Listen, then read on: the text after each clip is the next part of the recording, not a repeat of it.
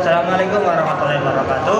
Perkenalkan kita dari kelompok 2 dengan saya sendiri Reva Ali Akmal dengan teman saya Bima Abdul Nasikin dan juga Dimas Ridya Putra. Oke, di sini kita akan menjelaskan sedikit tentang sistem pencernaan ikan. Terima kasih. Pencernaan merupakan proses pemecahan senyawa kompleks menjadi molekul sederhana yang dapat diserap oleh tubuh. Proses pencernaan ini dilakukan secara mekanis, yaitu dengan bantuan gigi-gigi, dan secara kimiawi dengan enzim-enzim pencernaan tubuh. Sistem pencernaan ikan. Secara anatomis, struktur alat pencernaan ikan berkaitan dengan bentuk tubuh, kebiasaan makanan, tingkah laku ikan, dan umur ikan.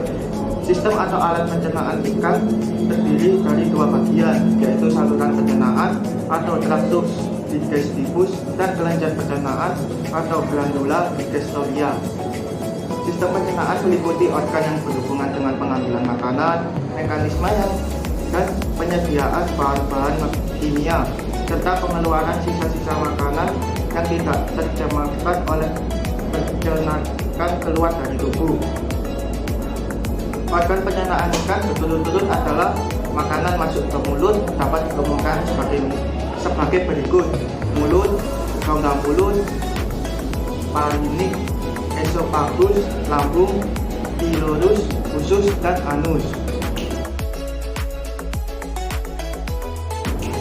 Mulut. Bagian terdepan dari mulut adalah bibir. Pada ikan-ikan tertentu, bibir tidak berkembang dan malahan hilang secara total karena digantikan oleh paru atau rahang, atau ikan famili Scaridae, Diodontidae, Tetraodontidae. Pada ikan belanak ada tambakan bibir berkembang dengan baik dan menebal, bahkan mulutnya dapat disembunyikan. Keberadaan bibir berkaitan erat dengan cara mendapatkan makanan. Di sekitar bibir, pada ikan tertentu terdapat sumber yang berperan pada alat raba. Mulut terletak di ujung hidung dan juga terletak di atas hidung. Yang kedua, rongga mulut. Di bagian rongga mulut terdapat ruang yang disebut rongga mulut. Rongga mulut ini berhubungan langsung dengan segmen faring. Secara anatomis, organ yang terdapat pada rongga mulut adalah gigi, lidah, dan organ palatin. Permukaan rongga mulut diselimuti oleh lapisan sel permukaan atau epithelium yang berlapis. Pada lapisan permukaan terdapat sel-sel penghasil lendir atau mukosit untuk mempermudah masuknya makanan. Di samping mukosit, di bagian mulut juga terdapat organ pengecap atau organ penerima rasa yang berfungsi menyeleksi makanan. Yang ketiga, ada faringikan. Lapisan permukaan faring hampir sama dengan rongga mulut. Masih ditemukan organ pengecap sebagai tempat proses penyaringan makanan. Yang keempat, ada esophagus. Permulaan dari saluran pencernaan yang terbentuk seperti pipa mengandung lendir untuk membantu penyerapan makanan. Pada ikan laut, esophagus berperan dalam penyerapan garam melalui difusi pasif, menyebabkan konsentrasi garam air laut yang diminum akan menurun ketika berada di lambung dan usus, sehingga memudahkan penyerapan air oleh usus belakang dan rektum atau proses osmoregulasi. Yang kelima ada lambung. Lambung merupakan segmen pencernaan yang diameter relatif lebih besar bila dibandingkan dengan organ pencernaan yang lain. Besarnya ukuran lambung berkaitan dengan fungsinya sebagai penampung makanan. Seluruh permukaan lambung ditutupi oleh sel mukus yang mengandung mukopolisakarida yang agak asam, berfungsi sebagai pelindung dinding lambung dari kerja asam klorida, sebagai penampung makanan dan mencerna makanan secara kimiawi. Pada ikan-ikan herbivora terdapat gizzard atau lambung khusus berfungsi untuk menggerus makanan atau pencernaan secara fisik. Selanjutnya, pylorus. Pylorus merupakan segmen yang terletak antara lambung dan usus depan. Segmen ini sangat mencolok karena ukurannya mengecil dan menyempit. Selanjutnya, usus merupakan segmen yang terpanjang dari saluran pencernaan. Intestinum berakhir dan bermuara keluar sebagai anus, merupakan tempat terjadinya proses penyerapan zat makanan. Selanjutnya, rektum. Rektum merupakan segmen saluran pencernaan yang terhubung. Secara anatomis sulit dibedakan batas antara usus dengan rektum. Namun secara histologis batas antara kedua segmen tersebut dapat dibedakan dengannya adalah katum rektum. Kloaka. Kloaka adalah ruang tempat bermuaranya saluran pencernaan dan aluran urogenital. Ikan bertulang sejati tidak memiliki kloaka, sedangkan ikan bertulang rawan memiliki organ tersebut. Selanjutnya adalah anus. Anus merupakan ujung dari saluran pencernaan. Pada ikan bertulang sejati, anus terletak di sebelah depan saluran genital. Pada ikan yang bentuk tubuhnya memanjang, anus yang terletak jauh di belakang kepala berdekatan dengan pangkal ekor. Sedangkan ikan yang tubuhnya membundar, posisi anus terletak jauh di depan pangkal ekor mendekati sirip pada dada. Selanjutnya, saya akan menjelaskan tentang kelenjar pencernaan. Kelenjar pencernaan berguna untuk menghasilkan enzim pencernaan yang nantinya akan bertugas membantu proses penghancuran makanan. Enzim pencernaan yang dihasilkan oleh ikan buas ya juga berbeda dengan ikan vegetaris.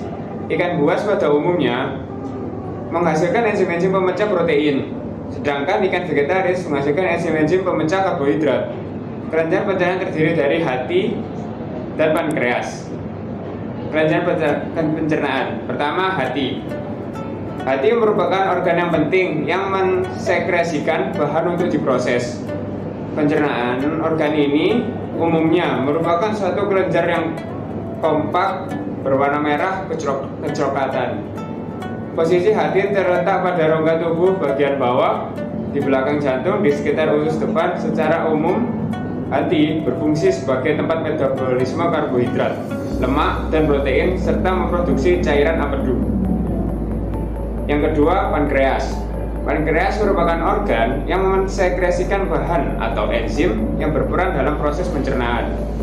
Pankreas ada yang berbentuk kompak dan ada yang berbentuk difus atau menyebar di antara sel hati.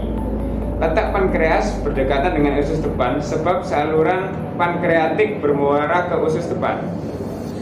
Setelah makanan digigit, untuk menelannya diperlukan bahan pelicin, yaitu air liur. Selain sebagai pelicin, air liur juga mengandung enzim pitialin yang merupakan enzim pemecah karbohidrat menjadi makrosa yang kemudian dilanjutkan menjadi glukosa. Tapi karena ikan tidak mengunyah makanan, padahal pemecah karbohidrat membutuhkan waktu yang lama, maka pitialinnya baru dapat bekerja aktif setelah makanan sampai di lambung. Apabila makanan telah masuk ke dalam saluran pencernaan, maka dinding saluran pencernaannya akan terangsang untuk menghasilkan hormon gastrin. Hormon ini akan memacu pengeluaran asam klorida dan pepsinogen. Dalam usus, makanan itu sendiri akan merangsang keluarnya hormon kolsistokinin. Hormon ini kemudian akan memacu keluar getah empedu dari hati. Getah empedu itu sebenarnya dibuat dari sel darah merah yang telah rusak dalam hati. Pengeluaran getah empedu tersebut melakukan pembuluh hepatikus yang kemudian ditampung di dalam kantong empedu. Karena dinding usus juga mengeluarkan hormon sekretin dan pankreosinin. Sekretin akan memacu pengeluaran getah empedu dan pankreas. Getah pankreas ini akan mengandung enzim amilase, lipase, dan protase. Sedangkan hormon pankreosinin menyebabkan rangsangan untuk mempertinggi produksi getah pankreas. Enzim amilase akan memecah karbohidrat menjadi glukosa. Enzim lipase akan memecah lemak menjadi asam lemak dan gliserol. Sedangkan protase memecah protein menjadi asam amino. Ketiga enzim tersebut dapat menjadi puncak keaktifan apabila kadar protein dalam makanan antara 40-60%. Karbohidrat diserap dalam bentuk monosakarida, yaitu glikosa, laktosa, dan fruktosa. Proses penyerapannya dipengaruhi oleh hormon insulin. Hormon tersebut dihasilkan oleh kelenjar pankreas. Lemak diserap dalam bentuk asam lemak dan gliserol.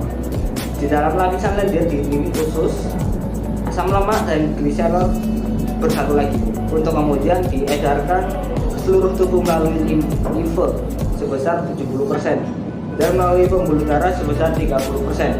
Sedangkan protein diserap dalam bentuk asam amino yang dibawa ke hati dulu untuk diubah menjadi protein lagi.